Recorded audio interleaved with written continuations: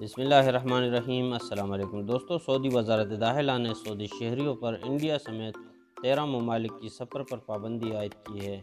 ان میں سے کسی بھی ملک سفر کے لیے پیشگی اجازت نامہ لینا ہوگا۔ وزارت داخلہ نے اتوار کو بیان میں کہا ہے کہ 13 ممالک پر پابندی مقامی شہریوں کی صحت و سلامتی کی خاطر لگائی گئی ہے۔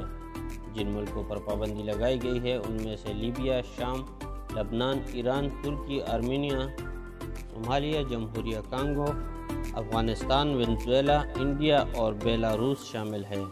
وزارت داخلہ کا کہنا تھا کہ ان ممالک کا سفر نہ کیا جائے اور ایسے کسی بھی ملک کا سفر نہ کرے جہاں ابھی تک کورونا کی وبا قابو سے باہر ہے۔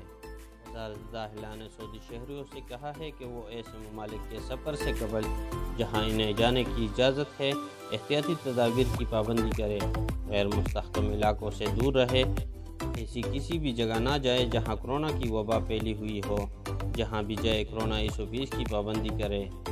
یاد رہے کہ سعودی ایئرفورس بندرگاہیں اور بحری سرحدی چوکیاں پھر 17 مئی رات 1 بجے سے سعودی شہریوں کے لیے مکمل طور پر کھول دی گئی ہے۔ سعودیہ نے بیان میں کہا ہے کہ اس نے 95 ایئرفورس میں سے 71 کے لیے پروازیں چلانے کی تیاری کی ہے۔ ان میں سے 28 ملکی اور 43 انٹرنیشنل ایئرپورٹ شامل ہے۔ مزید اس طرح کی نئی اپڈیٹ حاصل کرنے کے لیے ہمارے چینل کو سبسکرائب کر کے بیل آئیکن کو ضرور دبائیں تاکہ ہر آنے والی نئی اپڈیٹ سب سے پہلے آپ کو مل سکے۔ شکریہ۔